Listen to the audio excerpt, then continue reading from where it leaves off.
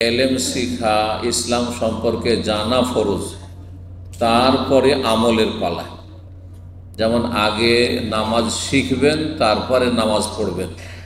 নামাজের কিছুই শিখেননি, কিছুই মুখস্থ করেননি, জানেন না কোথা থেকে শুরু, কোথায় কি বলে, দাঁড়িয়ে কি বলে, রুকুতে কি বলে, সেজদায় কি বলে, বৈঠকে কি বলে, আর নামাজ শুরু করবেন, এই নামাজ হবে? নামাজ হবে না।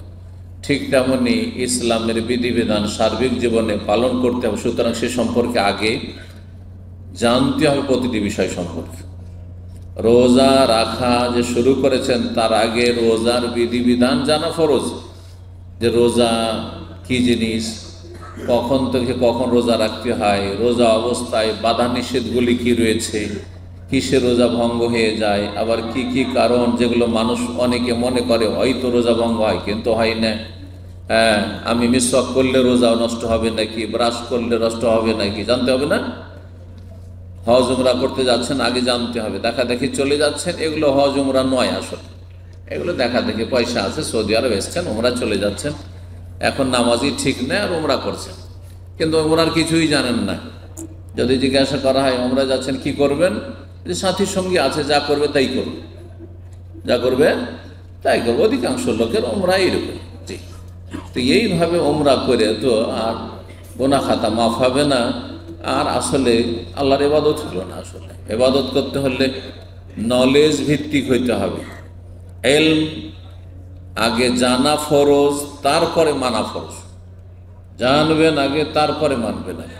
জি, ইসলামের প্রথম কালেমা লা ইলাহা ইল্লাল্লাহ, আগে জানতে হবে যে আমি লা ইলাহা ইল্লাল্লাহ বলছি, এর অর্থ কি, এর দাবি কি, এটাতে কি বলা হয়েছে, আমি কি ঘোষণা করছি, কি আমি অন্তরে বিশ্বাস করছি, হ্যাঁ, নাকি এমনি মুখে পাঠ করছি, আমার জীবনে কোনো পরিবর্তন নাই।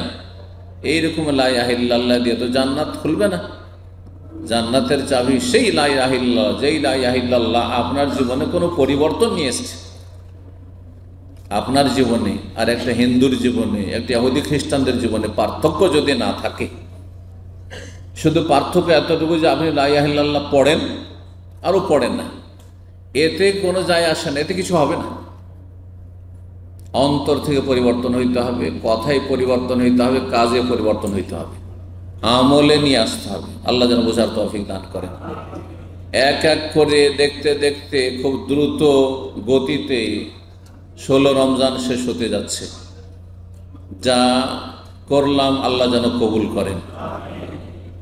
আমরা রব্বুল আলামিনের ফরজ, ওয়াজিব আর যেসব সুন্নত রয়েছে শরীয়তে, যা কিছু করলাম আল্লাহ যেন সাদরে গ্রহণ করেন, এবং আমাদের ভুল ত্রুটি, ঘাটতি, অবহেলা যে হয়েছে, গাফিলতি হয়েছে, আল্লাহ যেন মাফ করেন, এবং সেসব গাফিলতি থেকে এবং অলসতা থেকে আল্লাহ যেন আমাদেরকে মুক্তি লাভের তৌফিক দান করেন।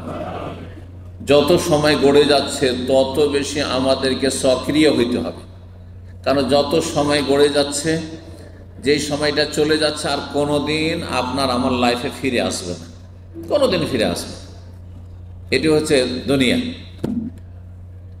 2 নম্বর কথা হচ্ছে, যে সময়গুলি চলে যাচ্ছে তারপরে যে সময়গুলি আসছে, এতে আমরা বলে থাকি যে আমাদের বয়স বৃদ্ধি হচ্ছে। হ্যাঁ, এত বছরে ছিলাম, এত বছর হইলাম, এই বছর আরেক বছর বাড়লো, কিন্তু না, আপনার বয়স যে আল্লাহ নির্ধারণ করেছেন তাতে একটা বছর কমলো, আর আপনি মরণের দিকে এগিয়ে যাচ্ছেন। যত বেশি সময় গড়ছে তত বেশি কোন দিকে এগিয়ে যাচ্ছেন? মরণের দিকে এগিয়ে যাচ্ছেন, কবরের দিকে এগিয়ে যাচ্ছেন। হ্যাঁ, দুনিয়ার যে সব ভোগের সামগ্রী রয়েছে সেগুলিকে পিছনে ফেলে আপনি এমন জায়গায় পৌঁছিতে যাচ্ছেন যেখানে আমলের সুযোগ নেই, সেখানে বদলা আছে। ভালো করলে ভালো বদলা আছে, মন্দ করলে মন্দের উচিত শাস্তি আছে। সেখানে যা যা আছে, আমলের, শিখার, সংশোধনের কোনো সুযোগ নেই, তওবার সুযোগ নেই মরণের পরেই স্থায়ী জগতে। আর এখন কাজের সুযোগ আছে, শেখার সুযোগ আছে, আমল করার সুযোগ আছে, হয়তো বদলা নাও পেতে পারে। জরুরি নয় যে আপনি ভালো মানুষ সেই জন্য আপনাকে সমাজের লোক, আপনার পরিচিত আত্মীয় স্বজন ভালো বলবে। যদি ভালো মানুষ আর ভালো বলে তাহলে কিছুটা আংশিক বদলা পেলেন, যদিও মূলত বদলা রবের কাছে পাবেন প্রতিদান, কিন্তু সেটাও অনেক সময় পাওয়া যায় না দুনিয়াতে। ভালো মানুষ ভালো সুনামটা অনেক সময় পাই না। কি জন্য পাই না? ভালো আমল করে শারীরিক, মানসিক, পারিবারিক, আর্থিক সব দিক থেকে সুখী হয়ে যাবে, নামাজ পড়ে সেই জন্য, রোজা রাখে সেই জন্য, এই ধারণা যদি কেউ রাখে তো সে মূর্খ, আসলে সে ইসলাম বুঝে না। ইসলাম এই নয় যে ইসলামের বিধিবিধান পালন করছেন দুনিয়ার স্বার্থে আপনি, বরং রবের সন্তুষ্টির স্বার্থে। রব মালিক আপনাকে আমাকে এই জন্যই পয়দা করেছেন যে ওমা খালাকতুল জিন্না ওয়াল ইনসা ইল্লা লিয়াবুদুন, আমি জিন এবং ইনসানকে, মানুষকে সৃষ্টি করেছি একমাত্র আমার ইবাদতের জন্য, একমাত্র আমার ইবাদতের জন্য। এর মানেই শুধু আমার ইবাদত হবে, আর কারো ইবাদত হবে না। এই কথাটার নাম হচ্ছে তাওহীদ। ইল্লা, আল্লাহ তো বললেন না যে আমি মানুষকে সৃষ্টি করেছি ইবাদতের জন্য। ওয়ামা খালাকতুল জিন্না ওয়াল ইনসা, জিন ইনসানকে আমি সৃষ্টি করিনি অন্য কাজের জন্য। ইল্লা লিয়াবুদুন, একমাত্র সৃষ্টি করেছি কিসের জন্য? আমার ইবাদতের জন্য। তাকিদ সূরা ফাতিহাতে চিন্তা করে দেখুন, ইয়াকা না'বুদু, ইয়াকা না'বুদু মানে কি? যে বলতে পারবেন হাত তুলবেন, যদি কারো জানা থাকে বলেন।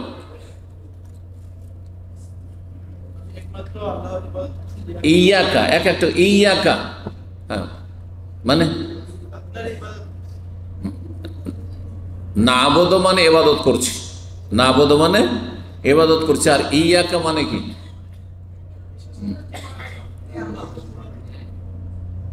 একমাত্র, একমাত্র, শুধুমাত্র। ইয়াকা শুধুমাত্র, ইয়াকা আপনার, না'বুদু ইবাদত করছি, শুধুমাত্র আপনার ইবাদত করছি। ইয়াকা না'বুদু মানে না'বুদুকা ওয়ালা না'বুদু গায়রাকা, হে আল্লাহ তোমার ইবাদত করছি আর কারো করি না। এটা হচ্ছে ফায়দা ইয়াকা না'বুদু বলার। আল্লাহ ইয়াকা না'বুদু বলেছেন। আচ্ছা, ওইটা না বলে যারা আরবি বুঝেন, যদি আল্লাহ বলতেন যে না'বুদুকা, হে বান্দা এইভাবে বলো সূরা ফাতিহাতে, না'বুদুকা, আল্লাহ তোমার ইবাদত করি, তাহলে এই ফায়দাটা হইতো না। তোমার ইবাদত করি, হইতে পারে আরো করি। যেমন মুসলিম সমাজে যারা শিরকি বেদাতি আকীদা আমলে জড়িত, অধিকাংশ তাদের সংখ্যা বেশি ভারত, বাংলাদেশ, পাকিস্তানে। যারা পীরপন্থী, মাজারপন্থী, তারা আল্লাহর ইবাদত করে আর মাজারও সিজদা করে, কোরবানি করে, কোরবানির সময় আল্লাহর জন্য, আর যতগুলি ওরস লাগে সেখানে জবাই করে বাবার জন্য। আল্লাহ এটাকে ইসলাম বলেনি, এটিকে ইবাদত বলা হয়নি, এটাকে শিরিক বলা হয়েছে। শিরিক মানে কি? শরীক করা, কাউকে কাউকে অংশীদার বানানো। যদি আপনার ব্যবসাতে কেউ শরিক থাকে তাহলে আপনি একক মালিক না, সেখানে আরো কেউ শরিক আছে, তাই না? ইবাদতে যখন ভাগাভাগি করবেন, যে নামাজের সিজদা আল্লাহর জন্য, আর তাজিমের সিজদা, সম্মানের সিজদা মুরব্বিদের জন্য, সিজদায়ে সালামি, সিজদায়ে সালামি, ওটা সিজদায়ে সালামি। বলছি ইবাদতের সিজদা নামাজের ভিতরে ওটা আল্লাহর জন্য, আর বাকি মাজারে যারা সিজদা করছি ওইটা ওলিয়া, ওলিয়ার তাজিমে সিজদা করছি। এই যে ভাগ করে দিলেন, সুতরাং আপনার মধ্যে তাওহীদ মানে তাওহীদ আহাদ থেকে, ওয়াহেদ থেকে, একত্ব নেই। কি আছে? বহুত্ববাদ আছে, মানে শিরক আছে। তাহলে আপনার আমলগুলি ইবাদত নয়, আপনার আমলগুলির নাম হচ্ছে শিরক। আগে নামাজ, রোজা, হজ, যাকাত, মাসলা মাসাইল, হালাল হারাম জানার আগে আপনাকে জানতে হবে যে আল্লাহর একত্ব কি, যার নাম তাওহীদ আরবি ভাষায়, আর বহুত্ববাদ কি, যার নাম হচ্ছে শিরক, শরীক করা। পুরোপুরি শিরক থেকে মুক্ত হইতে হবে। বাতিলকে না করার নাম হচ্ছে শিরক মুক্ত হওয়া। সমস্ত বাতিলকে আপনি না করছেন, আপনি নাকচ করছেন, অস্বীকার করছেন। আর তারপরে আপনি আপনার অন্তরে, কলবে, মস্তিষ্কে কি বসাবেন? আল্লাহর একত্ব, তৌহিদকে বসাবেন, আপনি সুপ্রতিষ্ঠিত করবেন। এটির নাম হচ্ছে ইসলাম। আর এটি হচ্ছে লা ইলাহা ইল্লাল্লাহর অর্থ। লা ইলাহা মানে কি? যে বলবেন হাত তোলেন। হ্যাঁ, লা ইলাহা মানে কি? হ্যাঁ, না, আল্লাহ ছাড়া দেখে বল, লা ইলাহা শুধু বলেছি, নাই কোনো মাবুদ। আচ্ছা, নাই কোনো মাবুদ কেউ যদি বলে তো মুসলিম না কাফের? হ্যাঁ, এই জন্য এটা ইসলামের কালেমা না, কিন্তু অর্ধেক। কিন্তু এই অর্ধেক, হ্যাঁ, এক নম্বরে নেই কোনো মাবুদ, নেই দরগা, নেই দুর্গা, নেই খ্রিস্টানদের তৃত্ববাদ নেই, তো হিন্দুদের এই বহুত্ববাদ নেই, মাজার পূজারীদের বহুত্ববাদ নেই। বোঝা গেছে? আল্লাহর পুত্র নেই, ওজার আল্লাহর পুত্র নয় যেমন ইহুদিরা বলছে, ঈসা আল্লাহর পুত্র নয় যেমন খ্রিস্টানরা বলছে, হ্যাঁ, বৌদ্ধরা যেমন বৌদ্ধরই পূজা শুরু করেছে, নেই, এইসব বাতিল নেই, এসব নেই। ইল্লাল্লাহ, একমাত্র আল্লাহর ইবাদত ছাড়া। লা ইলাহা, কোনো মাবুদ নেই, কোনো উপাস্য নেই, মানে সত্য উপাস্য নেই। বাতিল তো আছে, বাস্তবকে তো অস্বীকার করা যাবে না। হিন্দুরা তো মূর্তি পূজা করছে, মাজারিরা তো মাজারে সেজদা করছে, সেটাই তার উপাসনা। তারা তো আল্লাহর সাথে ইয়া গাউস ইয়া খাজা ডাকছে, কিন্তু সেটা কি নয়? সত্য নয়। সেটা কি? মিথ্যা ধর্ম, মিথ্যা ধর্ম সেটা।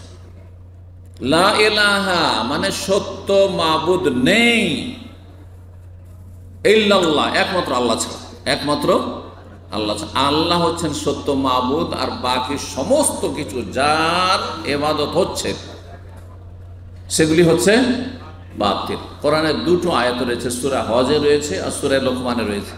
যালিকা বিআন্নাল্লাহু হুয়াল হক, আল্লাহ হচ্ছেন হক। হক মানে সত্য, তিনি সত্য মাবুদ, তিনি সবকিছুর মালিক, সুতরাং ইবাদত হবে তার। তিনি সবকিছুর দাতা, সুতরাং সমস্ত আমাদের ইবাদত বন্দেগী হবে একমাত্র তার জন্য।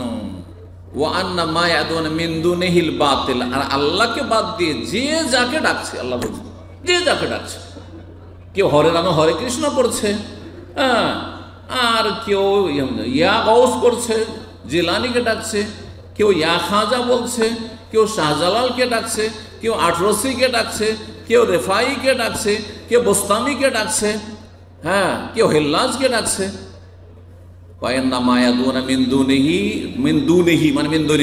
আল্লাহকে বাদ দিয়ে যে যাকে ডাকছে এগুলি হচ্ছে বাতিল। এগুলি কি? বাতিল, মিথ্যা। বাতিল মানে মিথ্যা, হক মানে সত্য, আর বাতিল মানে মিথ্যা। তৌহিদ, এই তৌহিদ সম্পর্কে আজকে বলতে চেয়েছি, এবং তৌহিদের বিভিন্ন দিক রয়েছে। আজকে শুধু একটা দিক বলি, তৌহিদ কত প্রকার ও কি কি। যদি কারো জানা থাকে হাত তুলবেন। আর আমি মনে করি যে ইসলামী সেন্টারে নিয়মিত ছাত্র ছাড়া বাইরের কেউ বলতে পারবেন না, আর না হলে প্রমাণ করে দেখিয়ে দেন। এমন ব্যক্তি যারা ইসলামী সেন্টারে আসেন না, বাংলাদেশ থেকে ফাজেলও পাস করে এসছে, দাওরা পাস করে এসছে, জিজ্ঞাসা করেন যে তৌহিদ কত প্রকার কি কি, তার হদিস নেই। এটা বাস্তব সত্য কথা বলছে। এটা তৌহিদের দেশ সৌদি আরব, আল্লাহর একত্রের দেশ। এখানে শিরিক হয় না, এখানে দরগা দুর্গার কোনো সুযোগ নেই, আস্থানা নেই এখানে। বাকি পৃথিবীতে যেখানে যান না কেন, কোথাও দুর্গা পূজা হচ্ছে তো কোথাও দরগা পূজা হচ্ছে, কোথাও ঈসা আলাইহিস সালামের পূজা হচ্ছে, হ্যাঁ, তো কোথাও আর কারো পূজা হচ্ছে। কিন্তু এমন একটা দেশ, যেই দেশ তৌহিদের দেশ, আল্লাহ যেন কিয়ামত পর্যন্ত এই দেশকে তৌহিদের ওপরে টিকিয়ে রাখেন, সুন্নাহর ওপরে টিকিয়ে রাখেন, শিরক থেকে আল্লাহ বাঁচিয়ে রাখেন, এবং বিদআত থেকে আল্লাহ বাঁচিয়ে রাখেন, গোমরাহি থেকে আল্লাহ বাঁচিয়ে রাখেন। আল্লাহ রব্বুল নেকির পথে আল্লাহ অগ্রসর আমাদের সকলকে তৌফিক দান করেন। ভুল ত্রুটি আল্লাহ যেন মাফ করেন, ভুল ত্রুটি থেকে মুক্তি লাভের সকলকে তৌফিক দান করেন। তো বলছিলাম, এই তৌহিদের দেশে এসে অন্তত তৌহিদের জ্ঞানটা নিয়ে যান। কারণ তৌহিদ যদি থাকে, মেলা ফজিলতের দিক আছে তৌহিদের। লা ইলাহা ইল্লাল্লাহ, একমাত্র আল্লাহ ছাড়া আমি কিছুই জানি না, কিছুই মানি না। একমাত্র আল্লাহর জন্য সমস্ত ইবাদতকে সুনির্দিষ্ট করি। তিনি সবকিছুর দাতা, সবকিছুর মালিক, সুতরাং ইবাদত যাবতীয় একমাত্র তার জন্য। লা ইলাহা ইল্লাল্লাহ। লা ইলাহা ইল্লাল্লাহ যদি আপনার থাকে, মানে শিরক মুক্ত থাকেন আপনি, তাহলে একদিন না একদিন জান্নাত পাবেন। কোন একদিন জান্নাত পাবেন আপনি। চোর হইলেও একদিন জান্নাত পাবেন, জাহান্নামে জ্বলে জ্বলে কবর আযাবের পরে জান্নাত পাবেন। ডাকাতও জান্নাত পাবে যদি সে তৌহিদবাদী 5 ওয়াক্ত নামাজি হয়। দুটো কথা শুধু মনে রাখেন, কারণ তৌহিদের বহিঃপ্রকাশ হচ্ছে 5 ওয়াক্ত নামাজ। আপনি আপনার অন্তরে যে আল্লাহকে জায়গা দিয়েছেন আর বাতিলকে আপনার অন্তর থেকে মুছে ফেলেছেন, এর বহিঃপ্রকাশ বাস্তব প্রমাণ হচ্ছে 5 টাইম আল্লাহর সামনে হাজিরা দেওয়া। এই দুটো জিনিস যদি থাকে আর দুনিয়ার বহু অপরাধ থাকে, তবু একদিন জান্নাত পাবে। কিন্তু তৌহিদ নেই, বাকি সমস্ত আমল আছে। ভালো করে শুনে রাখেন, তৌহিদ নেই মানে মাজারি আকীদা, পীর মুর্শিদরা দিতে পারে, গৌস কুতুব আবদাল দুনিয়াকে ধরে আছে, আর এরা দুনিয়াকে রক্ষা করে, আর এরা আমাদের অন্তরের খবর রাখে, পীরে কামেল অন্তরের খবর রাখে, আর তারপরে মরিদানের কাজে আসে, হাসরের মাঠে তারা আমাদেরকে জান্নাতে নিয়ে যাওয়ার ক্ষমতা রাখে। এইসব শিরকি আকীদা বিশ্বাস যদি কারো থাকে, এই শিরকি আকীদার সাথে ইসলামের সমস্ত আমল করেছে, সমস্ত আমল করেছে, ফরজ নফলের অভাব নেই, সমস্ত আমল করেছে, কখনো জান্নাত যাবে না, কখনো জান্নাত যাবে না। আল্লাহ বলছেন, কোরআন স্পষ্ট করে, লাইন আশরাকতা লা ইয়াহবাতান আমাল, শিরক করলেই আমলগুলি যা করলে ধ্বংস। যখনই আপনার অন্তরে আছে যে আল্লাহর ওলি আউলিয়ারা আমাদের উপকার করতে পারে, আরে মরিদ যখন হয়েছি তখন জান্নাতের চিন্তা নেই, উনি তো আমাদেরকে ছেড়ে যাবেন না, উনি জান্নাতে নেওয়ার ক্ষমতা রাখেন। এই শিরকি আকীদা লালন করে নামাজ পড়ছেন, অটোমেটিকলি নামাজ ধ্বংস হয়ে যাচ্ছে। রোজা রাখছেন, অটোমেটিক রোজা ধ্বংস হয়ে যাচ্ছে। হজ করছেন, সমস্ত হজ ধ্বংস হয়ে যাচ্ছে, ওমরাও ধ্বংস হয়ে যাচ্ছে, সমস্ত আমল ধ্বংস। মাতা পিতার সেবা করে নেকি করেছেন, সাথে সাথে ওযু নষ্ট হওয়ার মতো সব নষ্ট হয়ে যাচ্ছে। যেমন কারো যদি বায়ু সবসময় সরতেই থাকে আর নামাজ পড়তে থাকে, তার নামাজ নষ্ট হইতেই আছে, নামাজ নষ্ট হইতেই আছে। ঠিক ওই রকমই বায়ুর মতো হচ্ছে নোংরা নিকৃষ্ট শিরক। যার আকীদা আমলে শিরক আছে, তার আমল লাইন আশরাকতা লা ইয়াহবাতুন আমাল। স্বয়ং নবীকে আল্লাহ সম্বোধন করে সূরা জুমারে বলছেন। আর 18 জন নবীর কথা সূরা আনআমে আল্লাহ বর্ণনা করার পরে আল্লাহ ওয়ালাউ আশরাকু, এই 18 জন নবী যদি শিরক করত, এরাও যদি শিরক করত, আর শিরকের অবস্থায় মারা যেত, লা হাবিতা আনহুম মা কানু ইয়ামালুন, তাদের আমলগুলি সব নষ্ট হয়ে যেত, সমস্ত আমল ধ্বংস হয়ে যেত। সুতরাং শিরক সম্পর্কে সচেতন হইতে হবে। আজকে শিরকের বিপরীতটা বলি। শিরকের বিপরীত কি বলেন? হ্যাঁ, কে বলছে ওদিক থেকে? হ্যাঁ, তৌহিদ। মাশাআল্লাহ, তৌহিদ। আর তৌহিদের বিপরীত হচ্ছে শিরক। তৌহিদ মানে একত্ব, কারণ আল্লাহর বিধান শুধু এটা বাদ নয়, মানুষের তৈরি করা নাই। একত্ব বাদ বলবেন না, একত্ব, আল্লাহ একত্ব, তৌহিদ অন্নেস। আর বহুত্ব, বহুত্ব আল্লাহর দেওয়া ধর্ম নয়, মানুষের তৈরি করা ধর্ম, মানব রচিত বিধান যেমন ঠিক তেমনি মানব রচিত ধর্ম। সুতরাং সেটা বহুত্ববাদ। শিরক হচ্ছে বহুত্ববাদ, মানুষের কল্পিত পথ এবং মত। তৌহিদ 3 ভাগে বিভক্ত। তৌহিদকে বোঝার জন্য ওলামারা কি করেছেন? সহজ করে দিয়েছেন। সেই জন্য কোরআন এবং হাদিসের দলিলগুলি আরকে তৌহিদকে 3 ভাগে ভাগ করেছেন। কে বলতে পারে? হ্যাঁ বলেন। তৌহিদ রুবুবিয়াত, উলুহিয়াত, তৌহিদুল আসমা সিফাত। মাশাআল্লাহ, এনে একটা হোলসেল দোকানে চাকরি করেন, কিন্তু এই জবাবগুলো কিভাবে দিতে পারলেন? এই জন্য যে ইসলামিক সেন্টারের দর্শগুলিতে হাজির হন। এইটা হচ্ছে সৌদি আরবে ইসলামিক সেন্টার থেকে যে এলেম শিখার ফায়দা। আমি যে আপনাদেরকে 2-4টা সহি কথা বলতে পারছি আর ভুলগুলো চোখে আঙ্গুল দিয়ে দেখিয়ে দিতে পারছি, এই জন্য যে আমি মদিনা ইউনিভার্সিটিতে লেখাপড়ার সুযোগ পেয়েছি, আল্লাহ সুযোগ দিয়ে নসিব করেছেন। না, আমিও যদি আপনাদের মতো ওই কওমি মাদ্রাসা পড়তাম, তৌহিদবিহীন শিক্ষা, ফেকা শিখাই খুব, আর এটা সেটা খুব শেখায়, যুক্তির লজিক মন্তেক আর ফালসাফা শেখায়, দর্শন শেখায়, বুঝছেন না? কিন্তু তৌহিদের শিক্ষা শেখানো হয় না। আল্লাহ যেন বোঝার তৌফিক দান করেন। এবং মাদ্রাসা করবেন, কোরআন সুন্নাহ ভিত্তিক মাদ্রাসা প্রতিষ্ঠা করুন। এই পরম্পরা যেসব মাদ্রাসাগুলি চলে আসছে, এইসব মাদ্রাসা যেগুলোতে তৌহিদের একটা সাবজেক্ট পড়ানো হয় না, সহি আকীদার একটা সাবজেক্ট পড়ানো হয় না, আর শিরক বেদাত সম্পর্কে সচেতন করা হয় না, সবই নিয়ে চলছে। ওই বেদাতি শিরকারী তাদেরকেও তৌহিদি জনতা, এরাও তৌহিদি জনতা, সবাই তৌহিদি জনতা। যেন হিন্দু না হইলেই তৌহিদি জনতা হয়ে যায়। বাস হিন্দু নয়, জাতিতে মুসলিম, মাজারে সব সময় গিয়ে আপনার মাথা ঘষ্টাচ্ছেন, তারপরও তৌহিদি জনতা। কারণ হিন্দু যে নয় সেই জন্য। ব্যাস, নাস্তিক হলেও অসুবিধা নেই, সেকুলার হইলেও অসুবিধা নেই, যেমন মাজার পূজারি হইলেও অসুবিধা নেই। এই হচ্ছে আমাদের জাতি মুসলমান। জি, নাস্তিকও মুসলমান, হ্যাঁ, মুনাফিকও মুসলমান, আর আপনার সেকুলার ও মুসলমান, ধর্ম নিরপেক্ষতা বিশ্বাসী ও বেদিনও মুসলমান, আর এই মাজার পূজারি মুশরিকও মুসলমান, সব মুসলমান। এই ইসলাম দিয়ে কোনো কাজ হবে না, এই খোঁড়া ইসলাম। খাঁটি ইসলামে আসুন। জি, তৌহিদ 3 প্রকার। তৌহিদ কত প্রকার? তৌহিদে রুবুবিয়্যাত, নামের চাইতে সংজ্ঞাটি ভালো করে বুঝে নিতে হবে এবং বিষয়টি ভালো করে স্পষ্ট হইতে হবে। আল্লাহর কাজে আল্লাহর একত্ব প্রতিষ্ঠা করা। কি বললাম? বলবেন আল্লাহর কাজে আল্লাহ এক ও একক, তার কোন শরীক নাই। আল্লাহর কাজ হচ্ছে সৃষ্টি করা। বহু কাজ আল্লাহ রাব্বুল আলামিন, কুল্লা ইয়াউমিন হুয়া ফি শান, প্রতিদিন আল্লাহ কাজে লেগে আছে।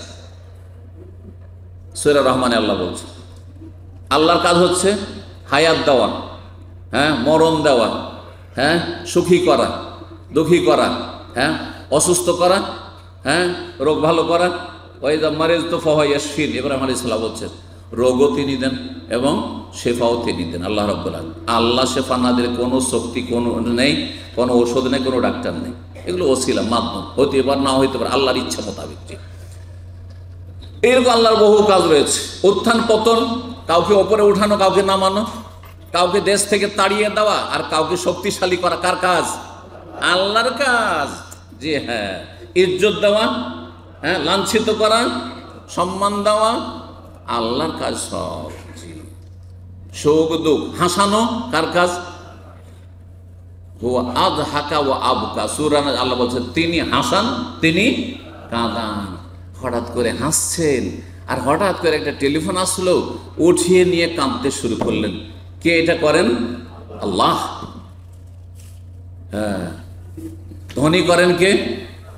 গরিব করেন কে?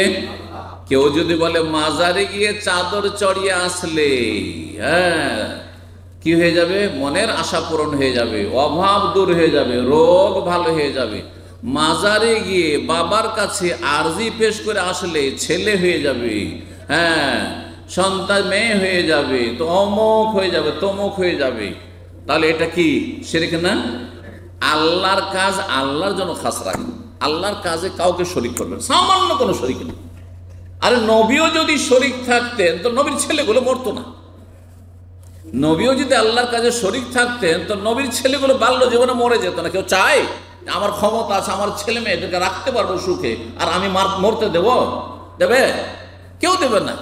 তো নবী সাল্লাল্লাহু আলাইহি সাল্লাম আল্লাহর কুদরত, আল্লাহর কাজের সামনে অসহায়, যার ফলে ছোট ছোট কচি কচি বাচ্চা মায়ের দুধ খাচ্ছে, দুনিয়া থেকে বিদায়। বড় আশা করে শেষ ইব্রাহিম হয়তো বাঁচবে, সেটাও বিদায় হয়ে গেল। আরে নবী সাল বেঁচে থাকতে 3 মেয়ে, কেউ চাই যে আমি বেঁচে থাকি আমার চোখের সামনে ছেলে মেয়ে মারা যাক? বড়ই ব্যথা এটা। এই ব্যথা বাপ মা ছাড়া কেউ বুঝবে না, যে চোখের সামনে আপনি বেঁচে আছেন, আপনার চোখের সামনে ছেলে মেয়ে মারা যাচ্ছে। নবীর সামনে কয়জন মেয়ে মারা গেছে? 3 জন মেয়ে মারা গেছে। তাহলে নবীর যদি ক্ষমতা থাকতো আল্লাহর কাজে তো মরতে দিতেন না। ছেলে মেয়ে মরবে, একদিন মরতে হবে, কিন্তু আমার পরে যেন মরে, সবাই চাই, ঠিক কিনা? সুবহানাল্লাহ। তারপরে বুঝে আসে না তৌহিদ। জি, এই তৌহিদে নবীকে আল্লাহ শরীক করেননি, তৌহিদে আল্লাহ ইব্রাহিম খলিলুল্লাহকে শরীক করেননি, কাউকে শরীক করেননি। জি, আল্লাহর কাজে আল্লাহ একই একক। জি, এতে যদি মনে করে দুনিয়াকে ধরে আছে আল্লাহ, কিন্তু আমাদের দেশে সমস্ত সুফিদের আকীদা, সমস্ত তরিকাতওয়ালাদের, সমস্ত যারা কথিত হক্কানি তাদের আকীদা যে আল্লাহর জমিনকে চারদিকে চার কুতুব ধরে আছে, চার কুতুব ধরে আছে এরা। না হইলে আল্লাহ যত পাপ জমিনে হচ্ছে আল্লাহ এবার উল্টে পাল্টা রেখে দিত। কথা বুঝতে পারছেন? বড় শিরকি কুফরি আকীদা, আল্লাহর কাজে শরীক করা। দ্বিতীয় তৌহিদ, তৌহিদুল ইবাদা বা তৌহিদুল উলুহিয়া। উলুহিয়াত বলতে পারেন, আর ওটির অপর নাম হচ্ছে ইবাদত।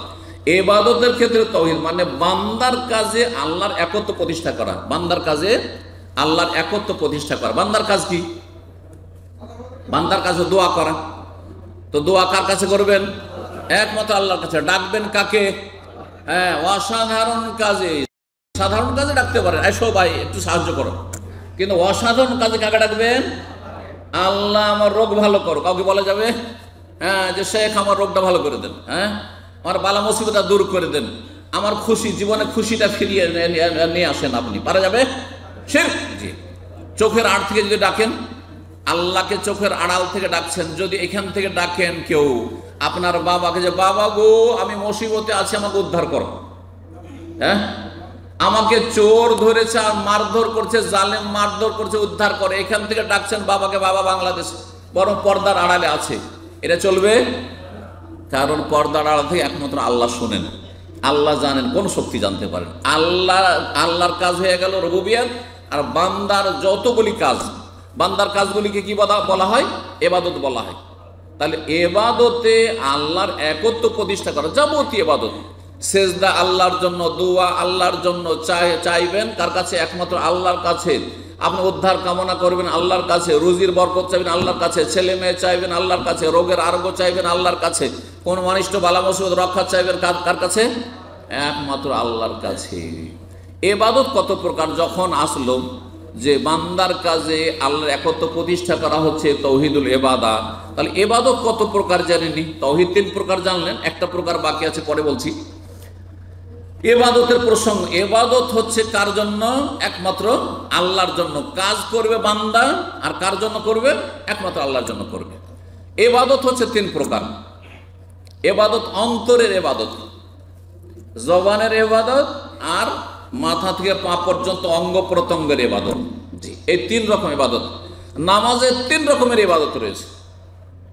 নামাজে 3 রকমের ইবাদত রয়েছে। কিসের ইবাদত? হচ্ছে অন্তরে খুশু, একগ্রতার সাথে মন লাগিয়ে নামাজ পড়ছেন আপনি, এটা অন্তরের ইবাদত নামাজে। জবান দ্বারা দুয়া, জিকির, আজকার আর সূরা পাঠ করছেন আপনি, হ্যাঁ তাকবীর পাঠ করছেন ইত্যাদি ইত্যাদি, এটা হচ্ছে বাচনিক ইবাদত হয়ে গেল। অঙ্গ প্রত্যঙ্গের, দাঁড়াইলেন আপনি, এই যে হাত পা নড়াচড়া করছে, দাঁড়াইলেন, অঙ্গ প্রত্যঙ্গের ইবাদত। ঝুঁকলেন, রুকু করলেন, অঙ্গ প্রত্যঙ্গের, হ্যাঁ প্রতিটি অঙ্গের ইবাদত হচ্ছে। সেজদায় গেলেন, আবার নড়াচড়া করছে, অঙ্গ প্রত্যঙ্গের ইবাদত হলো। তাহলে এই 3 রকমের ইবাদত নামাজ রয়েছে। রোজাতে শারীরিক ইবাদত রয়েছে, তাই না? শারীরিক ইবাদত, তার সাথে অন্তরের ইবাদত, তার সাথে অন্তরের ইবাদত। রোজাতে বাচনিক ইবাদত নেই।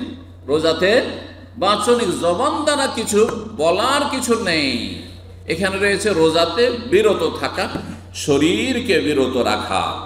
তো তাহলে হয়ে গেল ইবাদত, তাহলে 3 প্রকারের, হ্যাঁ হয়ে গেল এটি। এখন তৃতীয় প্রকার তৌহিদ, সেটা হচ্ছে তৌহিদুল আসমা ওয়াস সিফাত। আল্লাহর আসমা মানে নাম, ইসমের বহুবচন, আর সিফাত মানে গুণাবলী। আল্লাহর নাম গুণাবলীর ক্ষেত্রে আল্লাহর তৌহিদ প্রতিষ্ঠা করা, মানে আল্লাহর নামগুলি আল্লাহর জন্যই সুনির্দিষ্ট করা, আল্লাহর নাম কাল্পনিক আবিষ্কার না করা। হ্যাঁ, আল্লাহর নাম যেগুলি আল্লাহ বলেছেন সেগুলি বলবেন, আল্লাহর গুণাবলী যেগুলো আল্লাহ বলেছেন বা রসুল বলেছেন সেগুলি বলবেন, এবার নিজের পক্ষ থেকে বলবেন না। আল্লাহ রাব্বুল আলামিন গুণাবলী সম্পর্কে কোরআন হাদিসে যা বলা হয় সেগুলি বলবেন, আবার অস্বীকার করবেন না। এটা হচ্ছে তৌহিদুল আসমা ওয়াস সিফাত। সুতরাং আল্লাহকে আল্লাহ বলবেন, আল্লাহকে রব বলবেন, কারণ আল্লাহ 99টি নাম রয়েছে, সেই নামগুলির কোন একটি নাম বলবেন। আল্লাহকে খোদা বলবেন না, আল্লাহকে ঈশ্বর বলবেন না, আল্লাহকে ভগবান বলবেন না, আল্লাহকে গড বলবেন না, আল্লাহকে পরমেশ্বর বলবেন না, আল্লাহকে ব্রহ্মা বলবেন না হিন্দুদের মতো। বোঝা গেছে না? যেমন হিন্দুদের মতো ঈশ্বর ব্রহ্মা এসব বলবেন না, তেমনি মজুসি অগ্নি পূজকদের মতো আপনি খোদা বলবেন না। কিন্তু আমাদের সমাজে খোদা হাফেজ, না না খোদা হাফেজ না, আল্লাহ হাফেজ। কি বলবেন? সংশোধন করে যান, খোদা হাফেজ না আল্লাহ হাফেজ বলবেন। আপনি খোদা কোরআন হাদিসে কোথাও আসেনি, আর কোন আল্লাহ 99 নামের কোনোটার অর্থ বহন করে না। সুতরাং খোদা বলা জায়েজ নয়। কি বলবেন?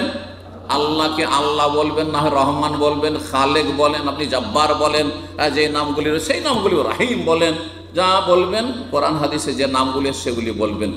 আল্লাহর সিফাত গুণাবলী, আল্লাহর হাতের কথা কোরআনে আছে না নেই? সুতরাং বলবেন না কুদরতি হাত। আল্লাহর পায়ের কথা হাদিসে আছে, বলবেন না কুদরতি পা। আর কুদরতি পায়ে সেজদা করছি, হ্যাঁ, এসব গুমরাহদের কথা, পথভ্রষ্টদের কথা, না হয় মূর্খের কথা, যে জানে না জাহিল বক্তার কথা। আর না হইলে যেই ব্যক্তি কিছু আপনার গুমরাহ পথভ্রষ্ট জানার পরেও মানে না কোরআন হাদিস পড়ে, তার কথা এটা হইতে পারে না। আল্লাহর যেগুলো গুণাবলী বলা সেগুলি মানবেন। আল্লাহর চোখের কথা কোরআনে আছে না নেই?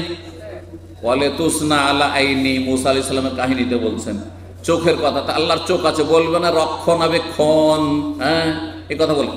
আল্লাহর চেহারার কথা আছে না নেই? হ্যাঁ, ওয়ায়াবকা ওয়াজহুর, ওয়াজহুর মানে চেহারা, ফেস।